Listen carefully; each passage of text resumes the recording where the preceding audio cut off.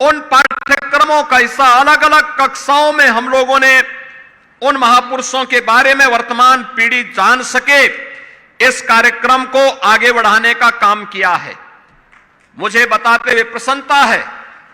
हमारी सरकार ने प्रदेश में गठन होने के बाद 3 नई पीएसी की बटालियन गठित की। महिला बटालियन का नामकरण पहले तो हम लोगों ने प्रदेश में, उत्तर प्रदेश पुलिस बल में हम लोगों ने अब तक 2,19,000 पुलिस की भर्ती पिछले 8 वर्ष में की है और इसमें अनिवार्य रूप से व्यवस्था की है कि 20% महिलाएं भर्ती हों और 3 पीएससी की महिला बटालियन का गठन किया। इन्हें तीनों को 1857 की उन महान वीरांगनाओं के नाम पर लखनऊ में पीएससी की जो बटालियन स्थापित हो रही है, उस बटालियन का नाम हमने वीरांगना उदा देवी के नाम पर ही रखा है और वहां पर हमारी सरकार उनके आदमकद प्रतिमा की स्थापना का कार्य भी कर रही है। गोरखपुर में जो महिला बटालियन गठित हो रही है, उसको वीरांगना झलकारीबाई कोरी के नाम पर, और बदायूं में जो बटालियन गठित हो रही है, उस बटालियन का नाम रखा है वीरांगना अवंतीबाई लोधी के नाम पर। ये तीनों वीरांगनाएं जिन्होंने देश की आजादी की लड़ाई में नारी शक्ति के पराक्रम को, शौर्य को फिरंगियों के सामने प्रस्तुत करके उन्हें धूल चटाने का काम किया था, यह कार्य इस दिशा में सरकार ने आगे बढ़ाया है। इसके क्योंकि ये समाज, लेकिन क्रांति की हुंकार भरने के नाते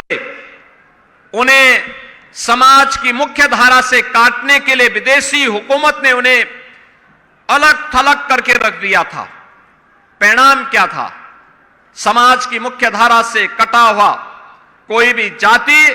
पिछड़ जाती है और यही स्थिति पासी समाज के साथ, हमारे अनुसूचित समाज के साथ हुआ। आज डबल इंजन की सरकार इस दिशा में कार्य कर रही है। लखनऊ में हमारी सरकार के द्वारा बाबा साहब डॉक्टर भीमराव अंबेडकर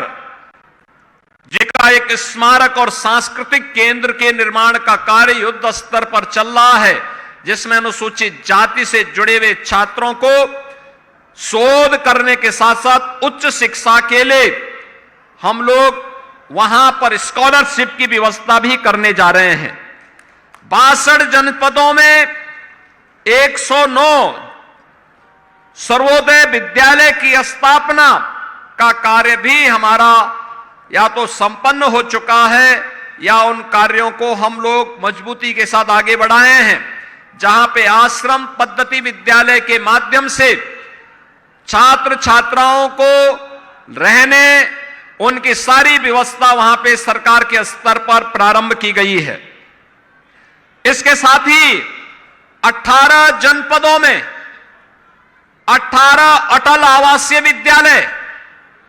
ये पूर्व प्रधानमंत्री सदैव अटल बिहारी वाजपेयी जी की स्मृति को जीवंत बनाए रखने के लिए, क्योंकि यह वर्ष सदैव अटल जी की जन्म शताब्दी वर्ष भी है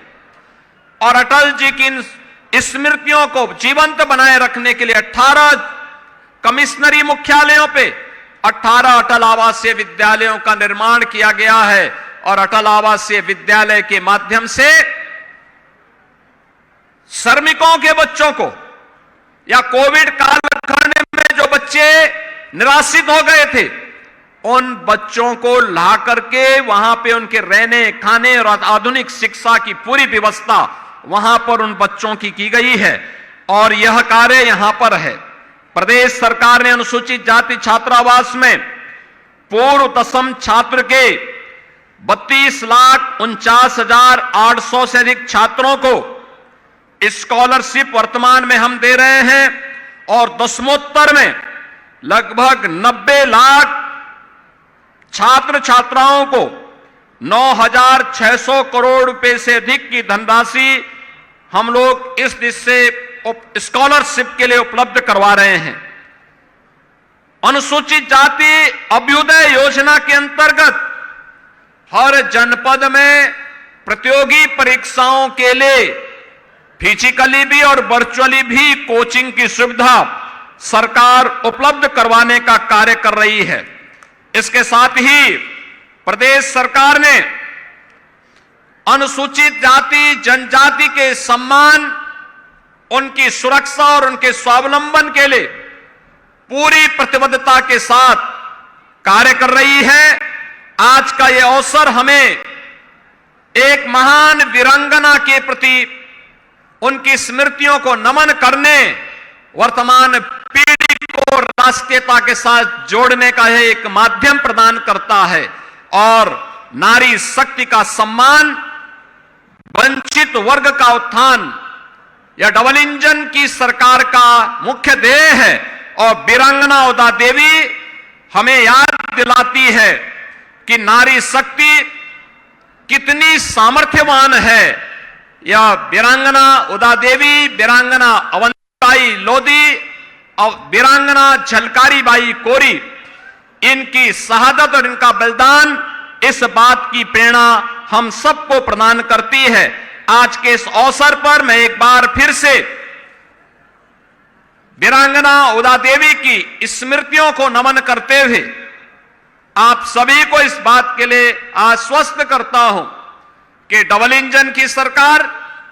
भारत माता के उन सभी सपूतों को जिन्होंने भारत की स्वाधीनता के लिए और स्वाधीन भारत में देश की रक्षा के लिए अपने आप को समर्पित किया है, उनके सम्मान और उनकी वर्तमान पीढ़ी के स्वावलंबन के लिए पूरी प्रतिबद्धता के साथ कार्य करेगी। इस विश्वास के साथ मैं आयोजकों को धन्यवाद देते हुए समारोह के मुख्य अतिथि का हृदय स्वागत करते हुए आप सबके प्रति मैं अपनी शुभकामनाएं देता हूं। धन्यवाद। जय हिंद।